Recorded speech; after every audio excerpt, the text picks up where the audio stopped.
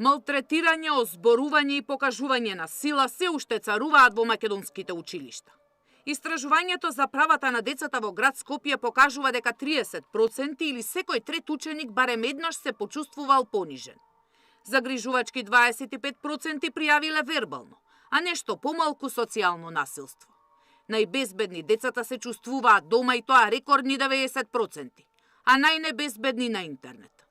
Познавам многу ученици кои што стануваат на сабајле и не сакаат да одат во училиште не поради тоа што не ќе да го слушаат професорот како предава цел ден, но поради тоа што се плашат дека повторно ќе бидат понижувани и отфрлени поради некоја лична карактеристика, без разлика дали тоа е страна на професор или од страна на другите ученици, што е уште познато и како малтретирање. Оваа состојба била мотивот за изготвување на 5-годишната стратегија за унапредување на правата на децата во Скопје. Мапирање на состојбата со случаи на дискриминација, едукативни кампањи за нејзино препознавање, но и активирање на локалната власт која треба да го слушне гласот на младите.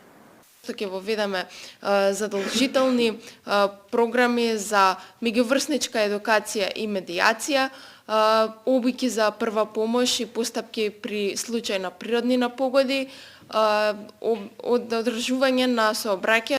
Промени не се донесуваат така што ќе прочитате некоја колумна, ќе прочитате вести или ќе кажете нешто на часот по повеdo право или по историја.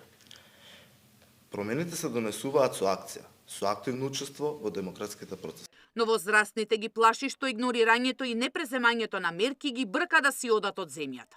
Ако не се направи нешто, да биде поприлично место за живење на младите, каде што нивниот активизам и личност ќе дојде целосно до израз, и да бидат креатори на идните промени, ние оваа генерација на млади активисти можеме да изгубиме и да станеме општество без иднина. Недискриминација, безбедност и активно учество во одлуките се приоритетните области во локалната стратегија. Нејзината имплементација треба да значи Скопје град по мерка на младите. Сања Димитров, Скасител телевизија.